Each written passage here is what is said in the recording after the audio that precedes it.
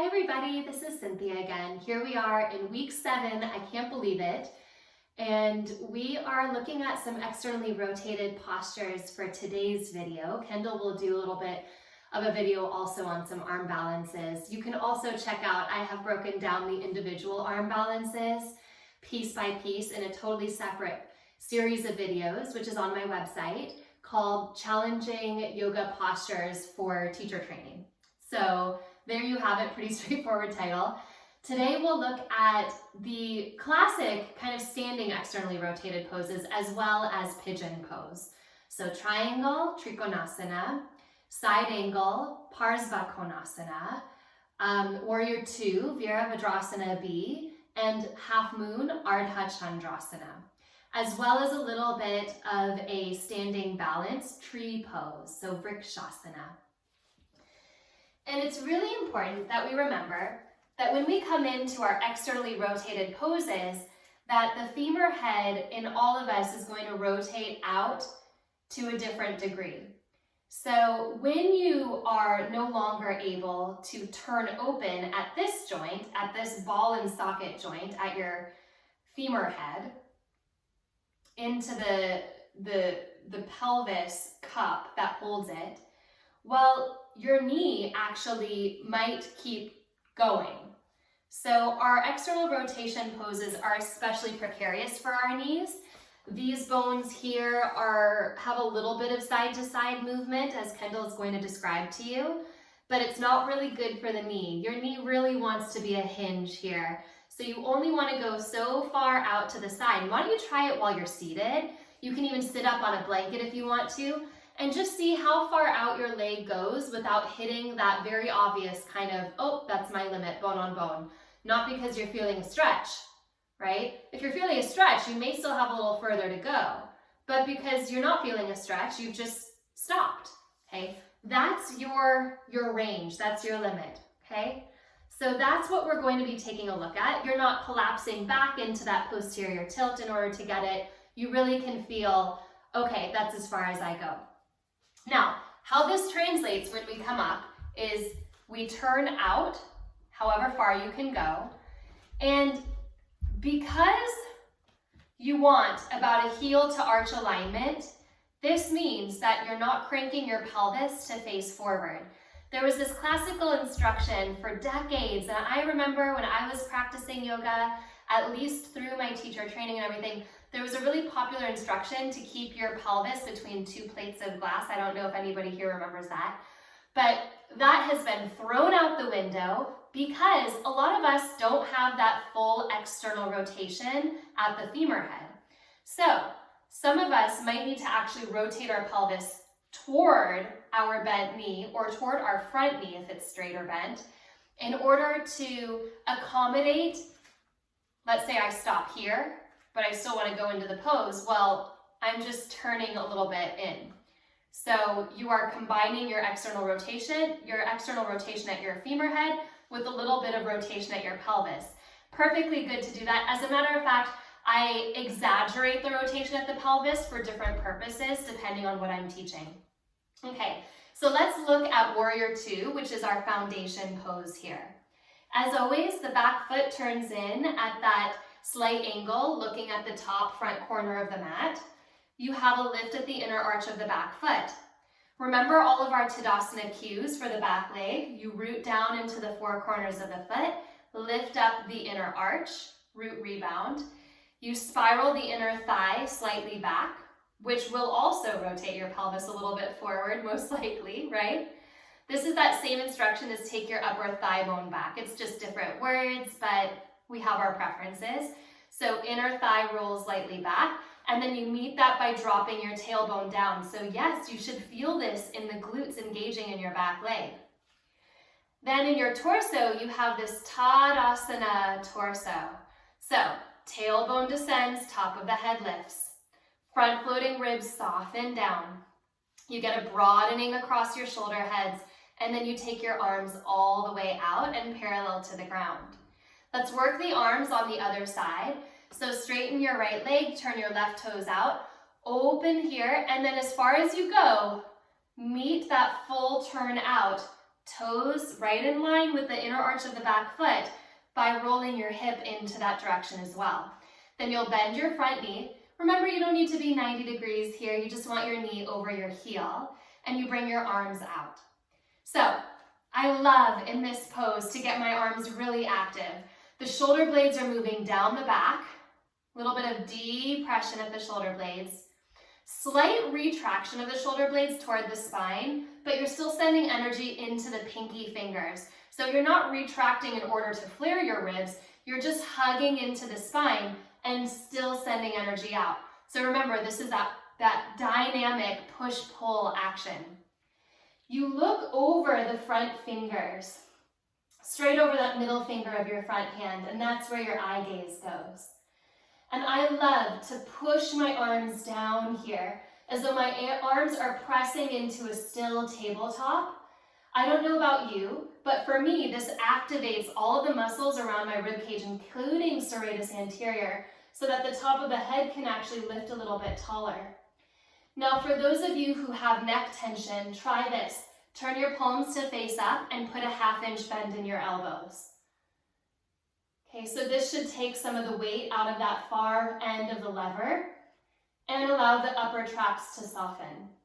Now, what about triangle pose? With your legs straight, you roll open. Maybe there's that slight tip of the pelvis. This is the one that I always exaggerate that tip forward because it really releases the QL. We'll see that. So you line up heel to arch, back toes turned in. You shift forward so that your side waist maintains Tadasana. You're not collapsing. This is not a side flexion, right? This is a maintain the length of your ribs as you come out. Hand can come to the shin, the ankle, the foot, a block, maybe the floor. I'm pretty mobile and I don't ever go to the floor anymore, but I'll tell you what, for a long time, years and years and years, this is what I thought I had to do, or at least I thought this was the goal, right? It's not the goal. The goal is to feel what you feel, right? Maybe get a stretch in your low back. So take your top hand to your left hip and actively roll it down a little bit. Exaggerate that rotation.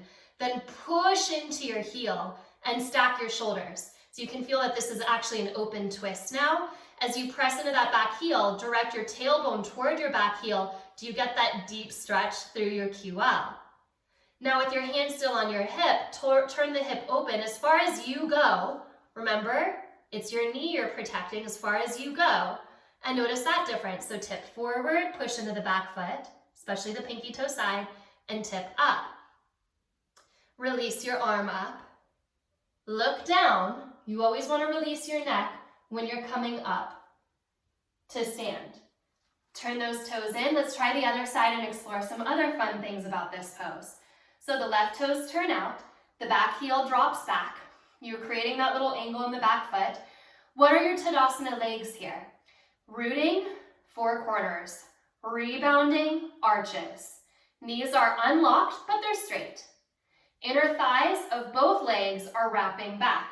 So that front leg, it means that the inner thigh is slightly engaging up into the pelvis. The back leg, you feel more of that inner spiral, slightly more. So it's the same action, but with different kind of sense perceptions or instructions, right? So inner thigh rises in the front leg, inner thigh spirals in the back leg. Okay, you bring your arms out, tip forward. Maintain that length in both sides of your waist, and then bring your hand to wherever it lands. So on this side, we already looked at the pelvis and some of those things there. A couple of things for the chest, the shoulders, and the neck. A lot of times we're pushing our chest forward because, oh my gosh, we stick our butt back, we stick our heart forward, we think we're in our triangle pose, but this is the same thing as the flare of your ribs. So you soften your front floating ribs back, fill the back of your heart. We know this cue by now, so that your shoulders actually stack all the way on top of one another. If your neck is sensitive, you can drop your head to your bottom shoulder. I do this sometimes. I even drop my chin to my bottom shoulder so I look down. For most of us, looking down takes off so much pressure from the neck that you can actually work toward bringing your head in line with your spine still. So you don't have to drop that weight all the way. You can maintain the weight, but just rotate on your neck to look down. Now your top hand is lifting up. You're still rotating the triceps forward, so you're not pushing your thumb back. You're actually turning, you're in that external rotation at the arm to turn the triceps in. This is really important when we take it into our side angle because you're in that hollowing of your armpit. So let's see what that looks like on the other side. Turn your right toes out, turn your left toes in. Come into a warrior two. I'm going to show the first side with my forearm on my thigh and then the second side with my hand on the floor. So as you come forward, you're maintaining that side length. Forearm to thigh for Parsva Konasana. Start with your arm up. So put all the pieces together that you've already learned. Maybe you roll the hip a little more forward. Maybe you roll it a little more open. Either way, tailbone is pressing toward your back heel. Pinky toe side of your foot is sealed. Inner arch is lifted, which helps protect that inner knee. And then take the arm up, externally rotate, hollow that armpit, and send the arm over the ear. You have this straight line from the pinky finger of the top hand to the toes of that back foot. So the whole left side of your body, there's your angle, tipped on the side, and stretched. Stretched to infinity here. Into the fingertips, into the foot, and you really press. You get this really great stretch. And then you bring yourself back to warrior two, straighten, turn in.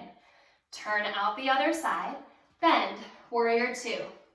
You're not leaning forward, you're upright, Tadasana, right? We love to lean toward the front hand in anticipation, but try to stay upright. Then you start to make your way toward your side angle. So then you shift forward purposefully. I'll show you with the hand on the ground. It can be to the inside or even the outside of the foot. Different advantages to each. If it's at the outside, you can really squeeze your knee back into your shoulder and work that deep external rotation. Mula Bandha even, sitting bone draws in toward the pelvic floor. And if your hand is on the inside, same thing, you can squeeze your knee into your shoulder, which just activates the inner thigh more. So which one are you activating? Inner thigh in the front, outer thigh in the back. Hollow out that top armpit and send the arm overhead. The finished pose has your eyes looking up at the bottom facing palm of that top hand. But again, this is hard on the neck. So a lot of us might even turn our head to look down, rest the chin on the shoulder, or bring the head in line with the spine and just work that length here. I've also found a little hand behind the head here can be really nice for those of us that have that sensitive neck. You can have a hand behind your head. Now you do look down when you transition back up. There is your warrior two, back to the center. Let's take it into that next evolution of side angle. So turn out, external rotation, turn in, arms reach. A lot of us have tight hip flexors, so rotating at the pelvis becomes really important in this next shape. You bend your front knee. The first side, I will use it without any props. The second side, I'll show you with the block. So you come forward. Your right hand goes to the diagonal of your right pinky toe about a foot. So a little to the side and then forward. A foot, a good foot. Take your top leg up. Now, the front knee can bend as much as you need to. This is where you really notice that rotation, right? If you try to crank your hip up too much, it can actually strain deep into the hip flexor, maybe even into the knee. So you can take your top hand to your hip and roll it forward until you don't feel the strain in your right leg, but you still feel that opening here. Maybe you can even work on a straight leg if your pelvis is in that right alignment. Then your back foot, if you were to drop your head and look underneath you, you could easily see your foot in your line of vision because you're not squeezing your foot toward the back of your body. Your heel is in line with your sitting bone on your left side. It's a little more forward than a lot of us think. And then the leg is parallel to the ground. And maybe, just maybe, you bring your top arm up. I'll bend my knee, release back into warrior two, and grab my block. So on this next side, set yourself up on the left. Turn your toes out, back heel in. Bend the knee. Reach your arms out, and then tip forward. Remember, your diagonal about a foot from the pinky toe, hand to hip, and then you'll bring yourself up. By the way, I do have a lot of versions of Ardha Chandrasana. We're not going to go into those. We're just setting up the key pose. When we do this all together, we'll probably do it at the wall. So just treat this as a more classical review here, please. Put a little bend in your left knee. Make sure the toes are pointed straight forward, which means the top hip might have to roll down. Remember, it's a rotation, but it's really accommodating the external rotation of the femur head. Right heel is in line with the sitting bone, which is a little more forward. And then the top arm can reach up. If you can, find that turn of the triceps in that hollow of the deep armpit. If you can take your shoulder blades down your back and soften the bottom of your sternum towards your navel, then just maybe you have the shoulder platform stability to turn your gaze sideways or even up to your top hand. Eventually. That's what makes this a balance, right? And then you bring your gaze to look back down. Bend your knee a lot. This requires a lot of outer glute strength, which is such an important muscle, something we don't actually work a whole lot in yoga. Outer glute strength to step back and come back to center. Okay, Ardha Chandrasana is actually one of the big poses that we love to break down in teacher training. So look for that in a lot more detail when we go through it over the weekend, right? We'll work it at the wall, we'll work it with some leg lifts, a little bit of yoga Ardha Chandrasana clamshells, which I made up and love. One of those few places that you can really strengthen glute med. Now, as for your tree pose, if you need a wall, you can find a wall. All of those same principles we've been working apply here. So you're not shifting your weight from side to side, you're finding Tadasana. Inner thighs are drawing back, tailbone is descending. Front floating ribs are softening, shoulders are wide. You shift your weight into your left foot, take your right foot up and into your left thigh. What if you don't go this high? You don't need to. You can have your foot lower, all the way down the leg. Now, classically, you don't bring your heel against your knee in this balance because the knee is a sensitive joint and it's kicking it into that lateral movement. Remember, this is a hinge joint, so it doesn't want to do that. But a lot of movement scientists today say a little bit of this pressure on that knee, if you're in a healthy body, is actually not such a bad thing. You're just testing it out, right? You're testing that joint, building a little bit more strength into it. So I'm going to let you judge your own body and decide where to place your foot. If you're protecting your knee, you don't place it there. You place it below. Let's say this is your highest. You would choose a couple inches lower. Now, let's say this is my range of external rotation in my front leg, but I really want to go here. Well, if I go here, I start to swivel my pelvis. And in tree pose, this is one of those poses where your frontal hip bones really want to stay forward. So you don't crank your knee out to the farthest way. You take it to 70 or 80% of your maximum.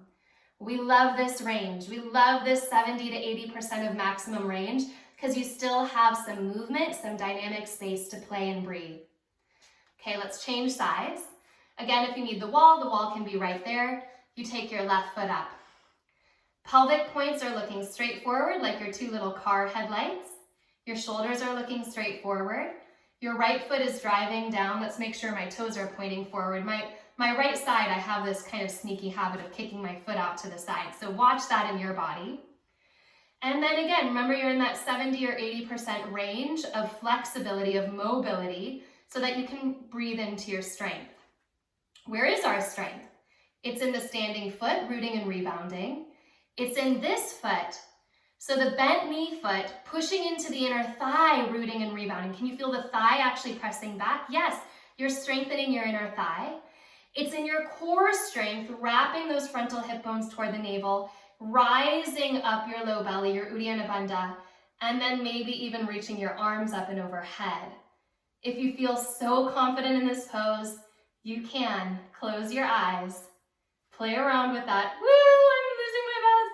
It's a matter of when, it's not a matter of if. You will lose your balance, but it teaches you a lot about how powerful your eye gaze is and your balance poses. Let's take another breath and then release it. Good job, you guys. That was our little review for our tree pose, Vrikshasana. What's so great about that pose is, well, yes, physical, it's so great. It's great for the subtle body, the energetic channels, building strength, realigning things, and trusting yourself, right? But it's also really good for being a barometer for your mind. Because if you're in that pose and your mind is open and clear and spacious, then you can actually send your energy into rooting. But if you have thoughts swirling in there, it's kind of like wind. It'll knock your tree over. So windy thoughts will knock you. Soft, spacious, chitta vritti nirodha, kind of centering, will root your tree. So notice that. It's a great mind shape. Let's look at pigeon next. The name is Ekapada Raja Kapotasana, and it is as chewy a pose as the name is chewy. Eka, one, pada, foot. Raja, king. Kapotasana, technically more like a crane, right? So one-legged king pigeon is what we call it. Now when you come into this pose, this is another one we're going to break down a lot. Typically you come in from, let's say, a downward facing dog. So if you were to lift a leg, let's start with the right leg. Bring your right knee up to your right wrist crease. Kick your foot as far over to the left as you can.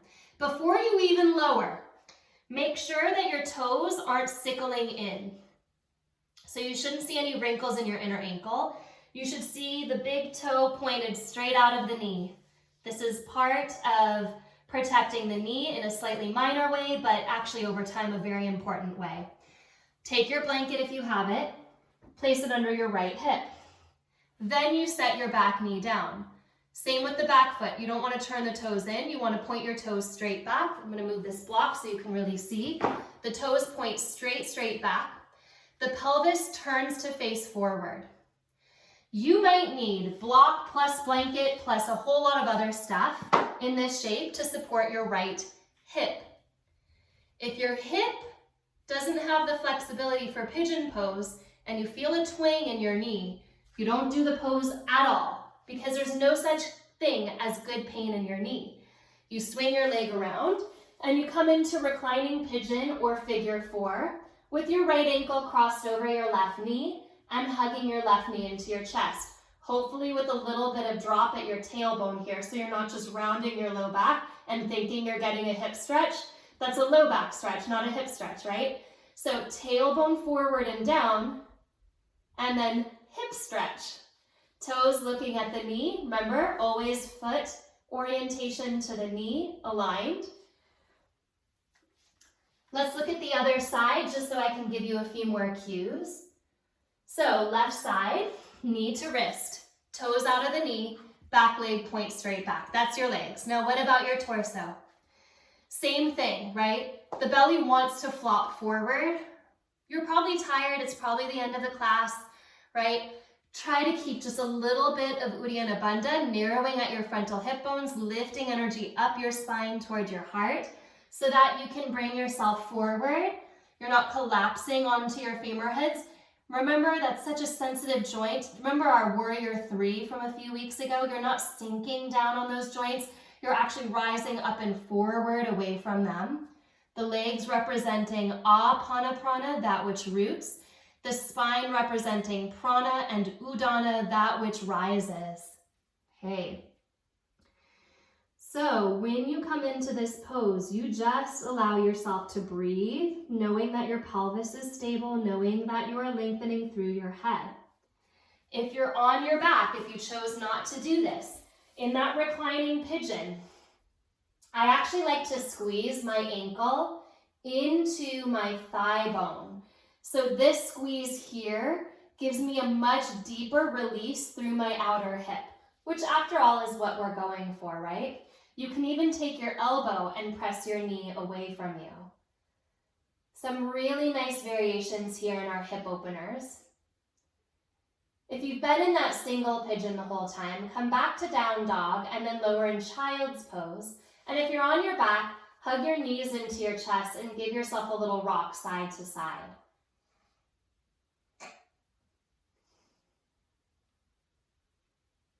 Release your feet to the ground, separate your feet as wide as your mat, and knock your knees together. We did a lot of turning open here, so give yourself a moment to soften your inner groins, rolling them toward the earth.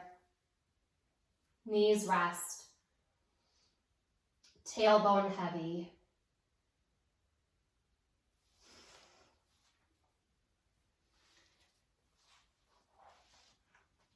And when you're ready to, you'll bring yourself back up. Oh, there's so much to explore here in our hip opening postures, both the stretches as well as the deep strengtheners. There's always going to be some level of strength in the stretch, some level of rest in the strength. So we balance it out, Sukham, Sthiram, Asanam, and we just keep exploring. So I invite you to notice what you notice in your hips. Remember that your hips represent how you move yourself forward in life, right? So if you're tight and bound here, there's a lot of fear, there's a lot of stagnation. And if you allow yourself a little bit of that spaciousness and you're not bursting it out, right? You're at that 70-80% place where you feel that strength and you feel that ease. That's the way that we carry ourselves forward. That's the way that we digest the subtle body. Let it brush its way through deep here at the pelvis. So the pelvis representing our root to the ground, that Muladhara, that next one up, which is our sexual center, as well as our creative center, our water center, Svadhisthana, and maybe even a little bit up into the third, which is our fire, our intuition, our deep intelligence, right? So these are the three deep places at the pelvis that all of our hip openers are nodding to, paying attention to, paying homage to. I really hope you enjoy practicing these. I hope that you get to explore lots of different ways to do it. There are so many ways to work external rotation. There are a lot of little exercises you can add on. There's chants, there's sound, there's breath, there's drishti, eye gaze, where are you looking? Okay, so all of these are part of the shape. Please play and then report back to us and let us know what you've noticed. Have fun.